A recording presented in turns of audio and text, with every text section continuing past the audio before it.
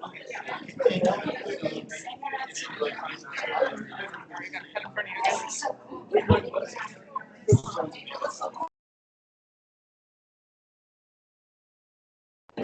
heard it was Suzanne. Nice to see you. Oh, you got to go around the speaker. Nice to see you. Yeah. Maybe not since I was with Mayor Berkowitz, because then I literally went into the workshop.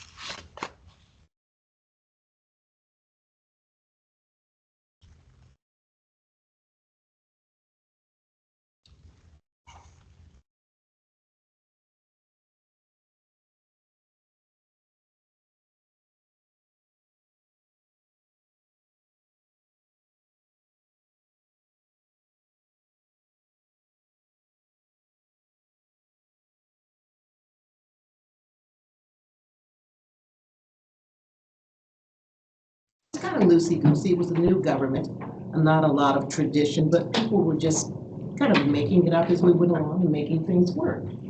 And I had been working with Laney Fleischer for a little bit and forming the Federation of Community Councils, which I hold dear to my heart, and I slaved and still serve in my community council in South Edition.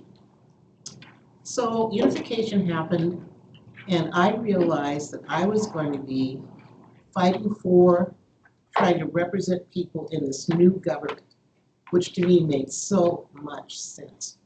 Why did we have a city and a borough and services that ended on one street, and maybe there was a gap in between and you didn't have services? So I was really, really hopeful.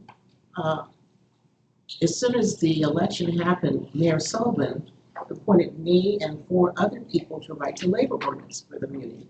And AS 2340 had already been passed for the state of Alaska, and basically said you can have another labor ordinance that rules your jurisdiction, but it cannot veer too much from the state ordinance. You can't go off. And so we pretty much patterned after that, because I was the only one that knew about the state ordinance, and I've been working under it for state employees and school district non-certified people for about a year. So this committee was me, Tom Fink, Mark Sullenberger, who was the city employee head of the city union, Alaska, Anchorage Municipal Employees Association, Doug Stark, and municipal attorney Rich Huffman, who's a pretty straight-laced type person. You know, he wasn't like some municipal attorneys, which were more flexible and listened a lot. So, Like Mr. Falsey. yes, my yeah, he's on the get things done side. And so it took us about a year, but we got this ordinance written. And so we started figuring out, how are we going to form this new government and merge employees? Well, on my side, there was me. And on the cities, there was everybody that George Sullivan could put in place to make things happen for the city's benefit. And I remember my two nemesis, Stan Stone King and Lynn Doherty, who had absolutely no involvement previously with labor relations, but they wanted the city to win on every point that they were assigned to. So we battled for years. We had unfair labor practices. We had 3 elections because they kept messing things up. And I can't remember the specific case, but John Hedlund was representing APEA and me at that time, and he's recently passed. And we had a case go to the state Supreme Court that supported our position. So finally, during the last 2 years of this struggle, AMEA decided they needed more help, so they went to the Teamsters. So they had Jesse Carr in AMEA against me. So Ike Waldrop called me up. Ike was the head of the International Brotherhood of Electrical Workers, and my former husband had been an electrician, so I kind of knew him. He said, "Girl, you need some help down there. I can't have Carr taking over the city." So I met with Ike, and he said, "Whatever you need for resources, just back up." And it was really great to know that. But he said, "If you ever have to negotiate with Jesse, I'll tell you what he told me the first time I sat down.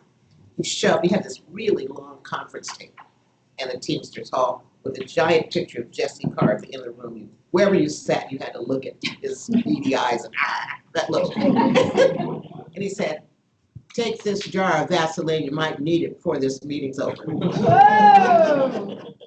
Oh. Do remind them, for these youngsters in here, Jesse Carr was Alaska's version of Hoffa. He was a mafia guy.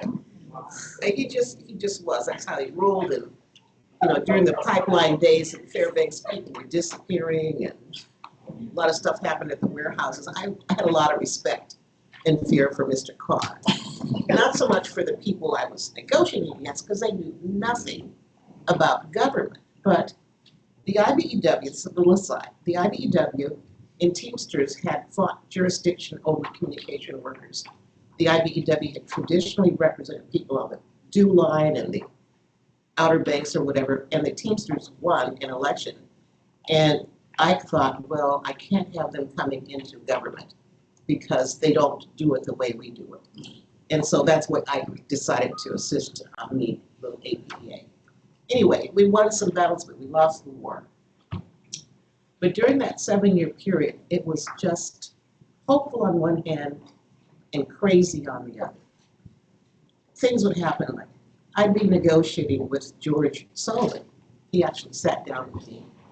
And we're sitting in this meeting, and he used to smoke with a cigarette holder, with a cigarette going all the time.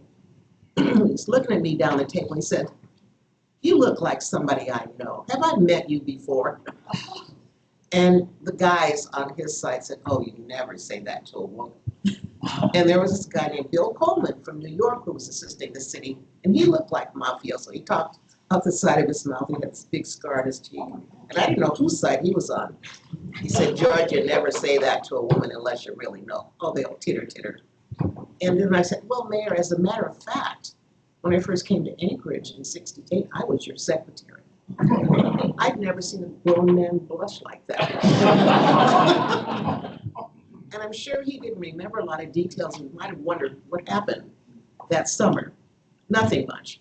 His secretary, who'd been there for a long time, took a sabbatical, and I got a job there as a temporary secretary, which I failed at in the secretarial duties, but I was good with the PR.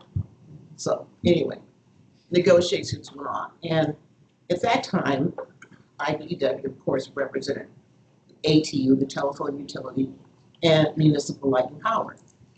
And the hands got kind of tired of not getting their contract renegotiated. It's like, we've always been here, nobody can do what we do.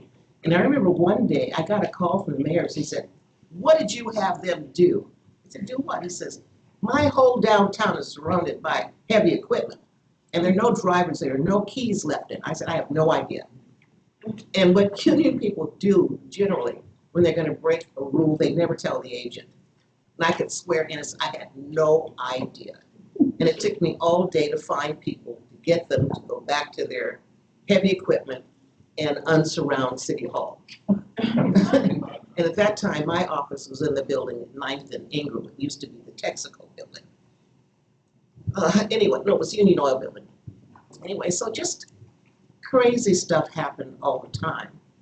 And for those 7 years, I felt like my part-time job was sitting out here in these trailer rooms, these ATCO trailers that used to be public works out here, the city, the borough, in smoke-filled rooms till 1 and 2 o'clock in the morning.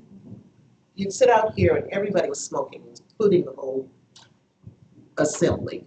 And about 9 o'clock, with this blue haze across the room, they would say, let's go to dinner. And they go across the street to the Blue Fox. Is it still there? It's still there. Yep.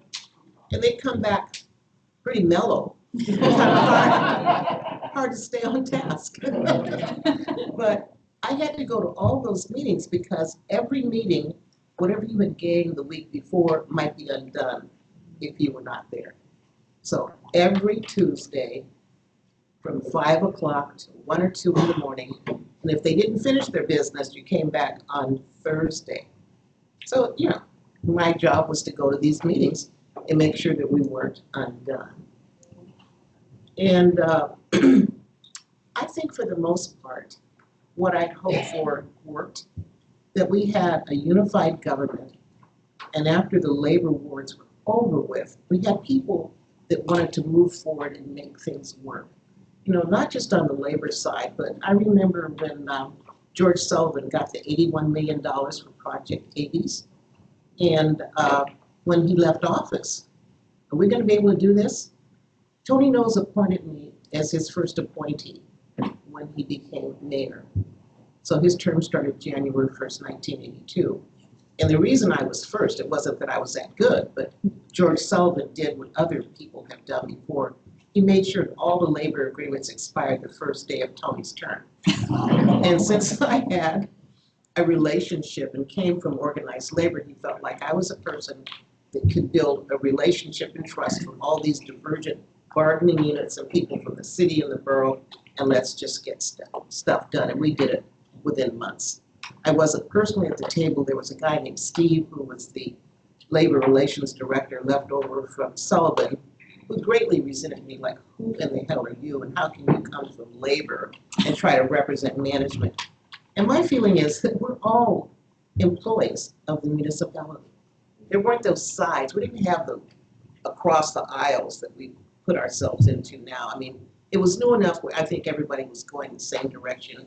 And except for Jesse Carr and maybe Ike Waldron, they were not looking for jurisdiction. They were just trying to make it work. There was a lot of camaraderie.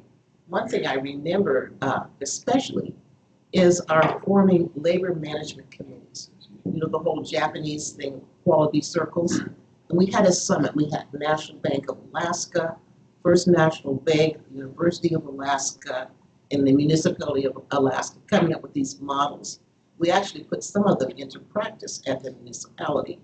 I don't think they lasted long after I left. I found a couple colleagues, former colleagues, in the last couple of days. Susan Lindemuth, who was in personnel, and Carol Smith, who was over EEO. They're the only ones I remember from those days that are still around or still alive. And one of the initiatives that we started was a classification and pay study, because we had jobs that had been traditionally male, some female, and we needed to have standards about what they call the SKAs, the skills, knowledges, and abilities, and you made the pay based on that, regardless of what gender was filling those jobs. We went a long way, but it never got funded because always, when you do those studies, there's a great difference between female paid jobs and male. And when they see the dollar sign, somehow they don't think it's so important. And I know that's for a fact because when I was deputy commissioner and commissioner of administration, I did the same thing in the Sheffield administration because it started out with medics, paramedics that came from the military and public health nurses, which were mostly women with master's degrees, which were paid about 40% less than the guys. And so we started that study to try to rectify that and got it all done. And then guess what happened in 1986? The price of oil went from $30 to $8 a barrel. So Governor Sheffield and I and Ken Bischoff, who was the state's finance director and commissioner of administration and department, had to sit down every day and decide who got paid. We had just started leases at the building, the Frontier building at C and 36, and they were getting $387 a foot. I said I can afford $250, and some refused. I says, well, okay, it'll take 30 days for us to get out of there. We have to disentangle all of our IT stuff and whatever. And almost everybody agreed. And then some leases we just had to end because we had to lay off so many people. So in addition to that, not only did we lose a bunch of money, we couldn't guarantee that when the legislature came back in January, that they would do their job and fund going forward. So we had to reduce the budget by $500 million and then scale it back to what it could be for the following year. That was the budget that was presented to the legislature, so they already knew the numbers, they couldn't play the games. And so it may not seem so related to labor relations in the city, but on July 1 of 1986, when the budget was set on the price of oil, okay, when the legislature adjourned in May, the price of oil was $30. On July 1, it was $8. Every mayor in Alaska, including my old friend and former boss, Tony Knowles, came down and said, can I have our money based on last year's? I said, Tony, you can't do that. So every city and municipality and school district in the state was in crisis because so much of the money that they relied on came to them through municipal grants. And the money just wasn't there. So there really wasn't a whole lot of difference between what happened at the municipality as that was ending and when I went to Juneau. It was just a continuum of, what's the word I would use? Chaos, rather than a four-letter word that ends with show. How do we know what you're talking about? I don't know, we're all kind of in the same But generation. things got better. Things got better. Things got done. And, but you know, there are just a couple things I'm really proud of. And that was, as employee relations director, I think I helped people believe that we're all working for the same things. It wasn't the unions against the administration. We're all striving for this new entity making it work. Little things. I had been a consultant to Chancey Croft when his whole practice was workers' comp. And another friend of mine, Fran Rose, and I were hanging around one summer before I went to the Muni. And Chancey was trying to get people back to work who'd been injured on the job. They were his clients, they were municipal employees. And so we went around and talked to employers and department heads, public and private, about taking people back. So when I went to the municipality as employee relations director, I got together with our risk manager, municipal attorney, Woods Bauer, and a couple of other people. We worked out a deal that if anybody was injured on the job to the point where they could not come back in that capacity, but we knew that for psychological reasons they needed to work. We got all the bargaining units to agree that they would find a job for them until either became whole or they got retrained to keep on working. Because a lot of the craft guys, you know, somebody who'd been electrocuted and lost an arm. He was a lineman at MLP.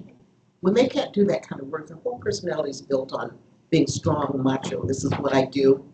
And we found some that were suicidal, depressed. They could not get back to their regular work. It may seem like a little thing, but as far as employee relations, and taking care of people that work for your government. It was a model.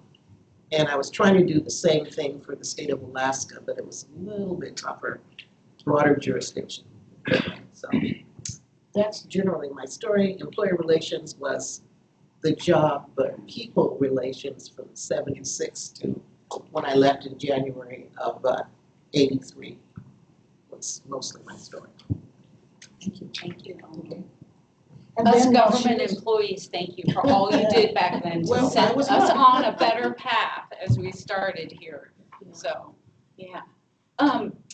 Some good things happened. Good things happen. And you know, in both my school board and assembly situation, I was on the management side. And I always loved Gary Brooks, who was head of the IBEW. It's pretty cute too.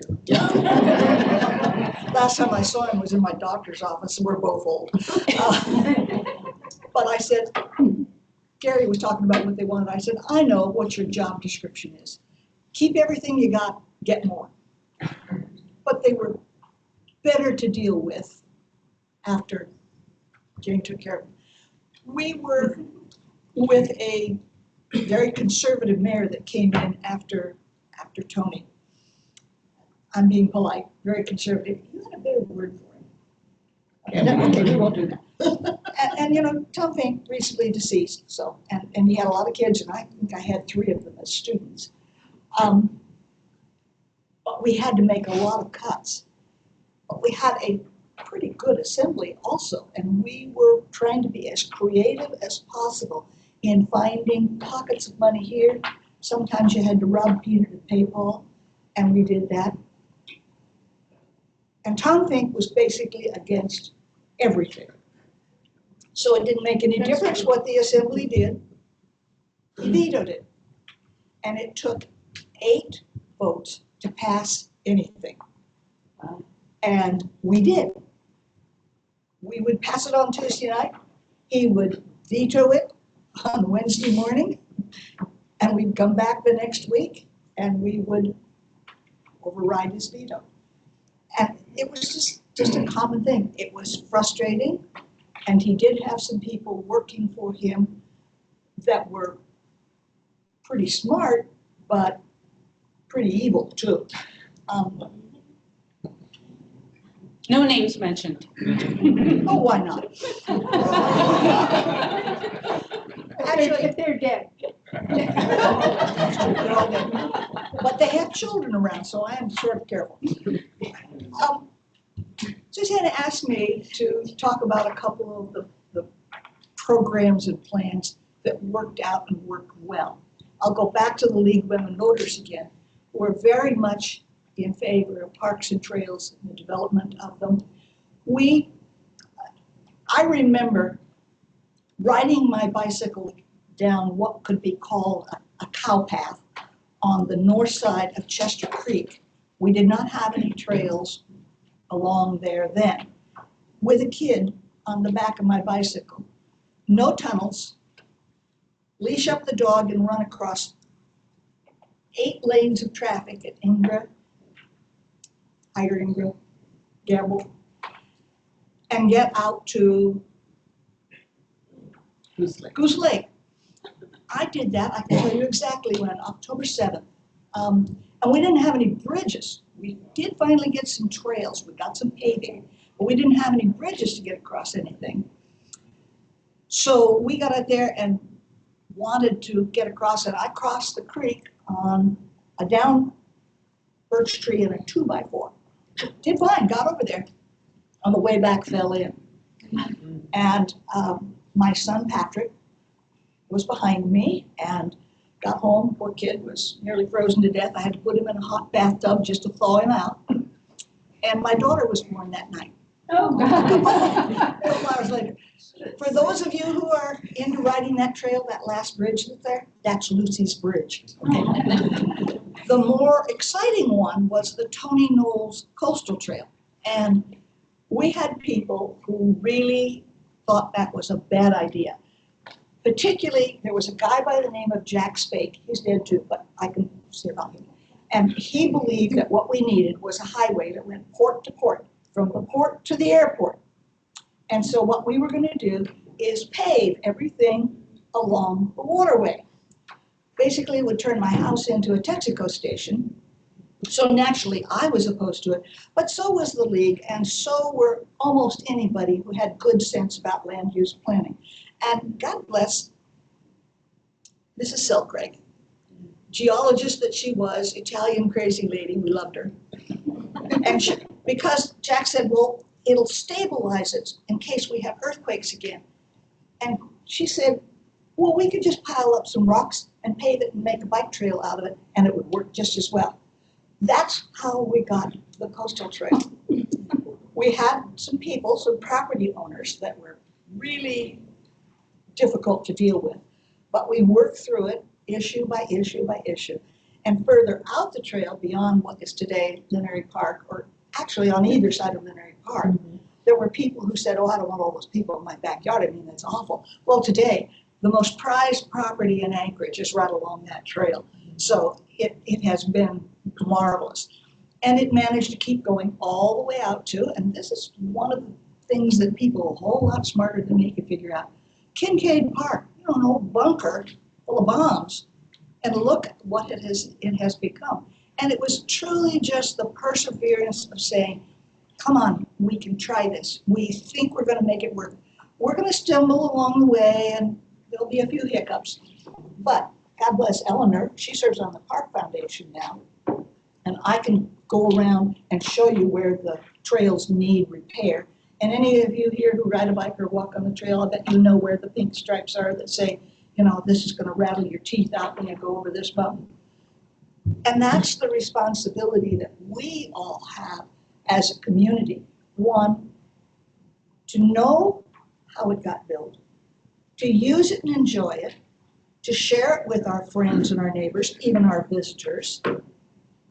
Be proud of the fact that you were all part of, if you weren't part of building it, you are part of keeping it and maintaining it. So I laud all I'd like of to you talk wonderful about people. that a little bit because, you know, it's another example of collaboration between citizens, the community councils, the nonprofits, and government. The Park Foundation was started under Mark Beckage, and Beth has been, mayor. yes, when he was mayor. And you know people their whole lives, it's kind of familiar, but you know, When he was in junior high. yeah, when he was after high school, anyway. And Beth was working there, Beth Nordland, and when she left, we started the formal Park Foundation. And the beauty of it is that everybody loves parks. Back when the state of Alaska would have capital budgets, each representative got so much money. It used to be 25 something Million. million, yeah. And every year, if they could do nothing else, they would allocate their money towards parks and trails. And then we got even smarter. I mean, it was kind of like, you could say, hey, I support parks and here's my capital. You couldn't do anything else with that amount of money. And then we formed this partnership with Park Foundation whereby we have a contract with the municipality where we do projects that are under a certain amount, and rather than let them be done by Public Works internally, where unfortunately the chargeback system, you know, the internal, I'll scratch your back, you scratch my back. I used to call the attorney, municipal attorney, I said, don't call me and ask me any questions, I'm not gonna fill your budget. I don't wanna talk to you, because if they called you, they'd say, well, that's so much in my budget. I didn't ask you anything. So anyway, they contract these projects out to the Park Foundation. Our load is like 9%. And most of the enhancements that you see on the trails and making parks accessible, almost every single one of them now is barrier-free, is due to that relationship, the planning, the community out, you know, just talking to people from Parks and Rec. And then we do the small projects, and then we build up to the big things they do. And now we're working on the long trail, and it's just so much partnership that's always supported by government, which is kind of in jeopardy now. We have to remind ourselves that even though a lot of money and support's been taken back, there's still a lot of opportunity for people who know how things work to cause those linkages to stay in place so we don't go backwards. Because we are a national model on our parks and trails, and I hope we don't lose that standing. I want to give 3 examples, 2 old and 1 slightly newer, and take personal responsibility for a couple of things in the charter. It was the League of Women Voters that pulled forward the whole idea of community councils. It was me personally who wanted no business between midnight and 7 a.m. I saw people doing really stupid things at 10 o'clock in the evening. Can you imagine what we did at 2 or 3 o'clock in the morning? So that was a rule, and that one was really important. Another one, and this one is really personal with me, and I went back and I just read, God knows, a box of news clips and stuff forever for the last couple of weeks.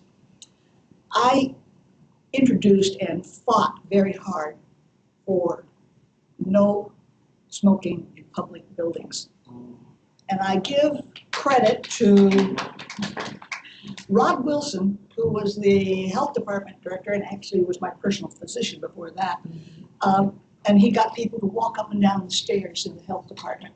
He said, you know, take care of your body, walk. And so we did that, and I can remember having the teachers come and say, oh, you mean in schools too? I said, you bet, in schools. I can remember being pregnant and trying to go in the teacher's room and not being able to breathe. So that was another thing I did, was I sued the Anchorage School District over its maternity policy and won. That was earlier. Even went so far as to one time I had to call Public Works and I said, you know, when the guy driving the Public Works truck that says Municipality of Anchorage on the side of it, and not only is smoking, but tosses the cigarette out then. And they never had a problem with that after that. So, so you know, I think all of us who have been in public life, we all will admit we made some mistakes along the line. But for the most part, we pulled together to try to make our city a better place to live, to work, to play. And I mean, I look around this room, and while I don't know most of you because you're all too young, I know some of you have been around a long time, and I thank you for staying here and doing a really good job of making this place a great place to live. So thanks. Yes, thank you. Okay, on that note, why don't we have some of these fine public employees ask questions? Who from our audience might have a question today? Well, I have a question. Are you all public employees? No, there's a couple of, Okay, well, I love that you are. They're all public servants. Okay. They're all public servants. Questions from anyone in the audience? Yes. I see Amanda? somebody right back there, Amanda. I'm really interested in hearing a little bit more, Heather, about your 5 years as the only woman on the Anchorage Assembly and maybe some of the challenges and opportunities that you had during that time. For a brief period of time, I got a pat on the head that said, there, dear. That did not last long. This is very arrogant of me of saying it, but it's true. I worked harder and knew more than all of the other 10. I knew the budget inside out. I had come from the school board where Tom Freeman once said, when his numbers, he was the COO of the school district, when his numbers agreed with my numbers, we knew the budget balanced. And I took that experience with me to the assembly, and I went over every dime and I read every document. I very quickly learned how to, read quickly, but also you knew when it came before you, whether it was an AM or an AR or whatever it was, which was just, crap, go by it quick, and which you really needed to pay attention to, and write down questions. I mean, I kept notes beside everything. Every Sunday was like a religious exercise. Every Sunday I was going through that packet, line by line by line. And yeah, that's how I survived. And I didn't just survive, I thrived. Just told you I ran nonprofits. I'm not a psychologist or a social worker or a counselor. But boy, I'm here to tell you, when you run a nonprofit, if you don't run it like a business and bring the money in the door, the people who are the service providers, the psychologists, the counselors, they won't have a job. So, you know, I was the business person, even though, believe me, I didn't have an MBA. It's just, you learn it on the job and you work hard at it. Thanks, Amanda. Make a comparison. How much did you get paid as an assembly person in those days? Well, I'll go back to when I was on the school board. I got paid $300 a month. And I went in the hole about $600 a month for babysitting. Patrick was 3 and Lucy wasn't yet 2 when I went on the school board. So it was a challenge.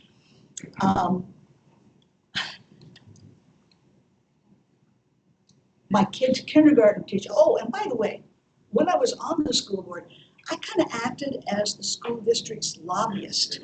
I went to Juneau and, you know, there was a lot of money coming in and hustled a lot of bucks, not just for Anchorage, but also statewide. That's when the REAAs were coming in. Now, for those of you who don't know what that is, rural education attendance areas.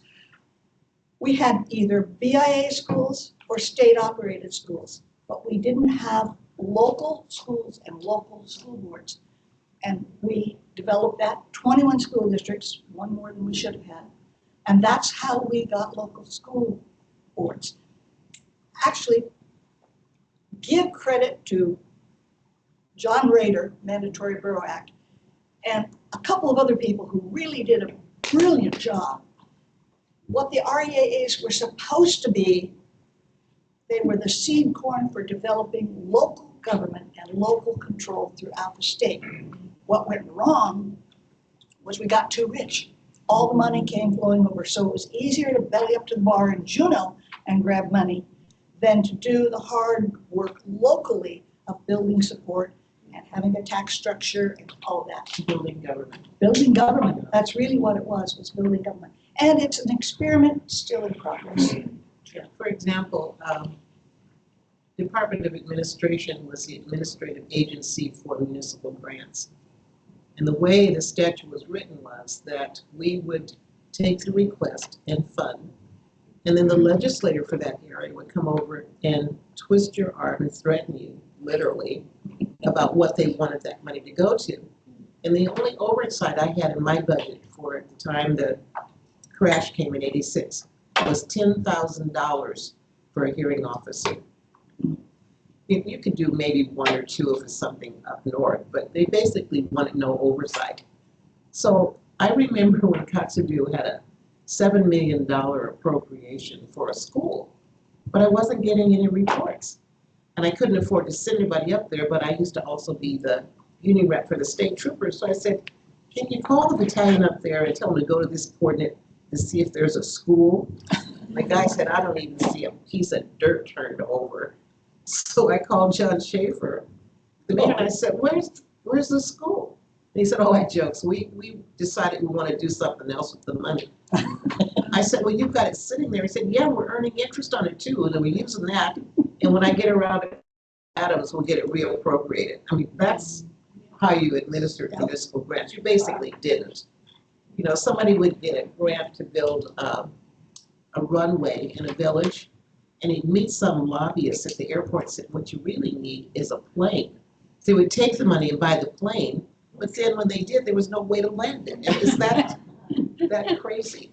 And that's just minor examples. We had a boat issue that way too. North Slope Borough wanted to teach kids how to fish, so they had this 55, great big boat, very, very large boat. And then suddenly said, oh, wait a minute, the kids aren't in school, and during the summer, which is the only time there's even ice free there. Oh, all right, I guess we don't need this. Well, we'll take it and we'll sell it down to Seattle. Well, they couldn't quite get it there fast enough. So Bob Green, who was the superintendent in Kodiak, said, okay, I'll keep it. bring it down here and then take it down the next year and whatever.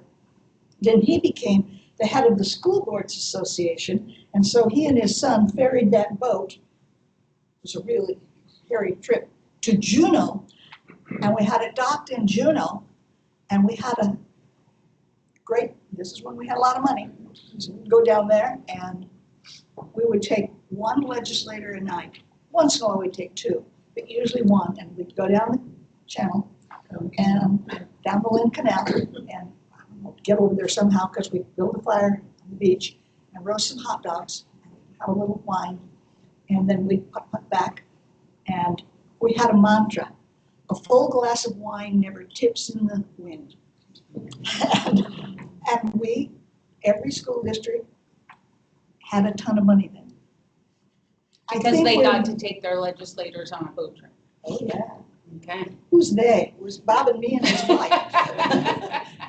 And, no, I mean, when the money flowed, that was easy. Where we are now, the money is not flowing and it's not coming back. So we have to look to ourselves to rebuild our community. I'll tell you right now, we need an income tax in this state. We should never have gotten rid of it. But locally, responsibly, I'll use the PAC because you all know what that is. It really needs work, $30, $40 million worth of work. We have to go back to doing things the traditional way. You go out for a bond. Fire department sitting here. When you need something really big that's going to last not next year and the year after, but for 30 or 40 years, you bond for it. If you want ARDSA bonds, everybody writes, everybody likes roads, so ARDSA bonds. Trails, thank heavens for the guy, what was it, 3 years ago, who ran the truck out off the trail and the bridge fell in. Yeah, right up there, Westchester. We have, by Westchester Lagoon, great big sign up there that said, vote for park bonds, repair this bridge. And it worked. But that's where we have to go back to as a community. Being personally responsible, being willing to pay our fair share as citizens. Oh, by the way, I sat on the Board of Equalization for quite a while. I'm not doing it this year. Where people would come in and complain about their taxes. And sometimes you have to explain to people that if the value of your house went from $400,000 to $500,000, yeah, the tax bill has the potential of being much bigger because the value of your house is much greater. And I always would ask people, well, what would you sell it for? Or they had submitted somewhere along the line what they borrowed from the bank, so I knew what they thought it was worth. And most of the people, politely you can say, suck it up, pay your taxes. And the people, by the way, who work on the third floor, who have to be there to collect taxes, say thank you to them, because they're the people who have to listen to those who are unhappy. The other thing is we're an aging community. Anybody in the room over 65? Wait a minute, I know, I can see 1, 2. Okay, I think 3 or 4 of you. And both Voluntary disclosure. both of us are. Unfunded mandate, $150,000 worth of valuation. Legislature passed this, and you get that as a senior citizen or disabled person, a relief from the value of your property. And then the city added another $50,000, and then they expanded it, so it's now so $225,000 of value of your house is not taxed. Now, if you live in a $500,000 house, you are going to pay taxes on the rest of it. And if you're living in a $500,000 house, You can afford it. you can afford it. I'll tell you a story about Let's, taxes. can I, sorry, at the end of the time here, I do want to see if we have more audience questions or if there's any questions online. He No? doesn't. Okay. Bill? Mr. So, Daryl not a and then Bill. question, but you both talked about our friend Mayor Fink. A lot of younger people may not realize he issued 160 vetoes in 6 years, I and did the too. Assembly overrode him 85 times. I didn't realize it was that many.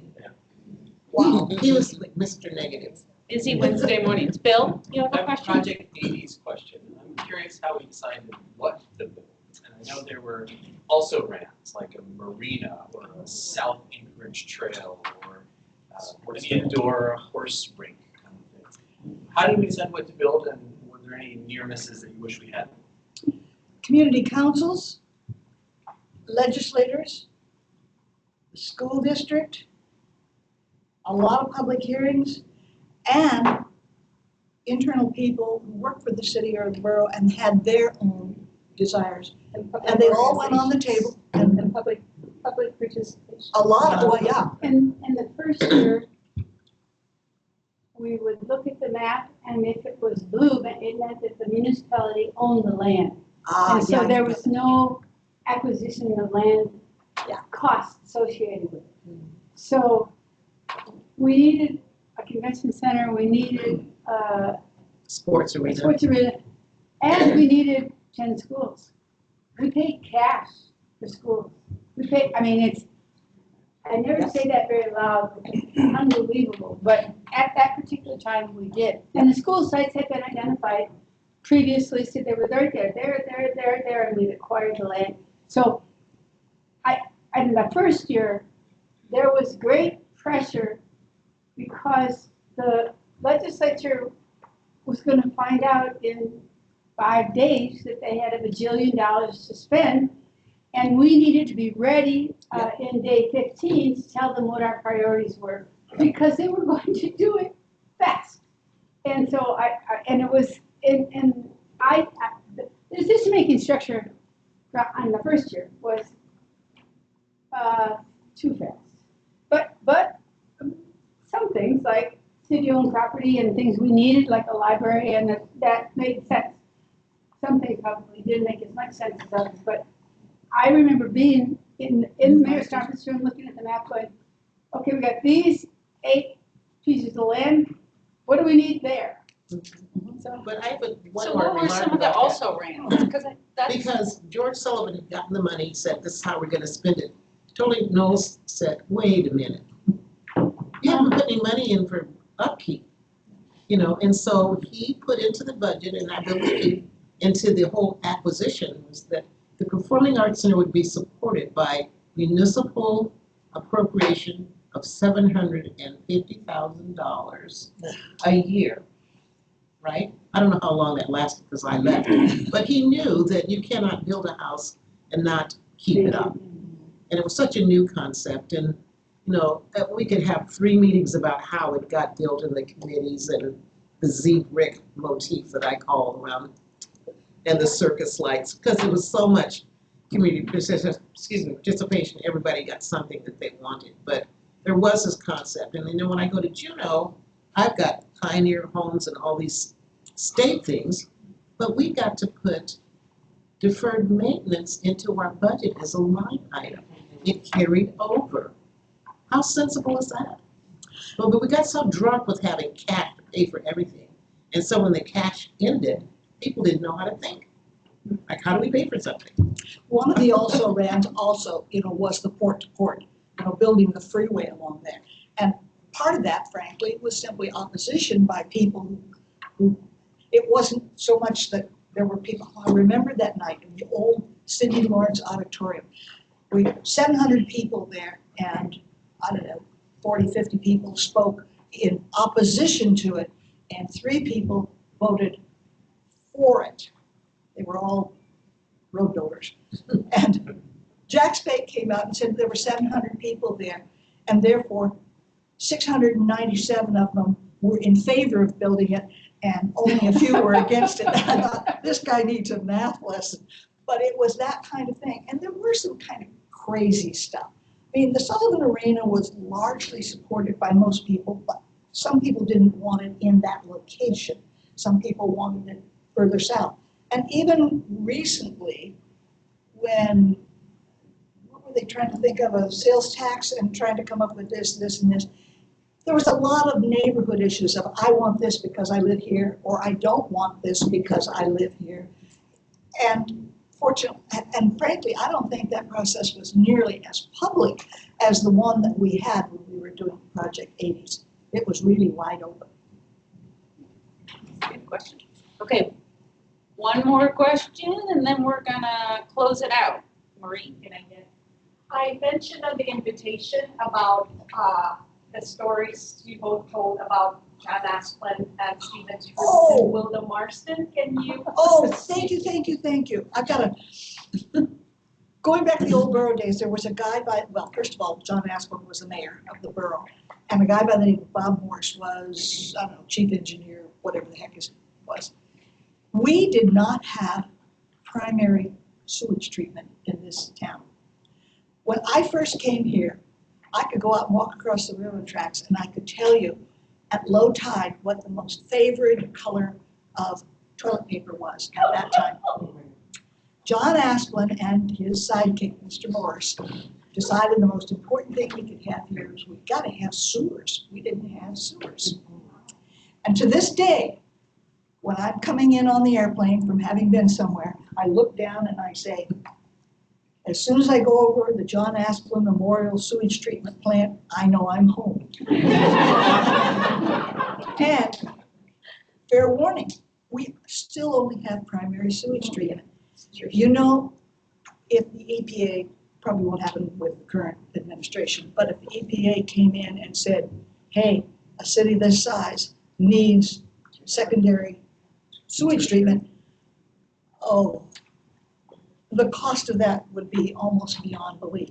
That was also some of the wars we had, who had to have sewers up the hill or down the hill. And you know, we all know what flows down the hill. And frankly, there's gonna be some places, if you live on the hillside right now, you may have problems with your septic tanks and your water. And I mean, that's an issue that's out there. Okay, but what was the other one? Library hero, Wilda Oh, Marston. Wilda Marston. Dear friend of mine, deceased a couple of years ago. She and I used to argue over everything. Her husband loved it when I'd come over because it gave him a break. He would have. She was committed to libraries. That was her thing. In fact, you couldn't hire a librarian in this town without her approval. And that was true of the university as well. But she was committed, and when we ran out of money building the library, kind of two things emerged. Put the assembly chambers there, because you know we were still out in the ATCO trailers. Put the assembly chambers there and the library there.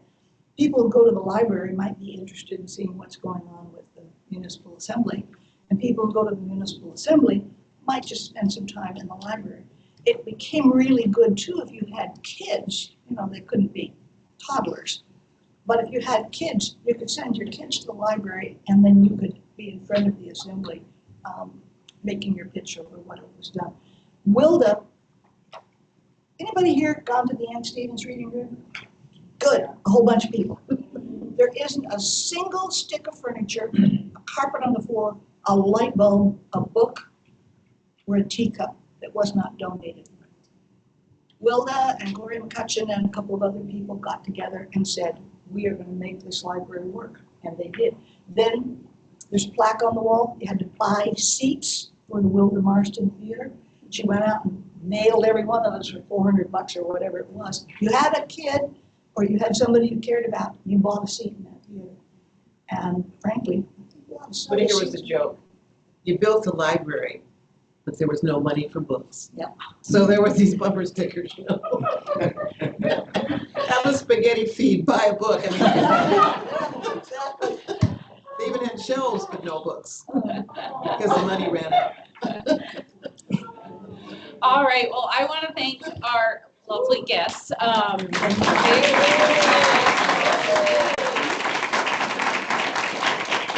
And thank you everyone for coming. It's great to see so many people interested in the history of our community and our municipality, which, as we've heard today, really touches lives in so many different ways.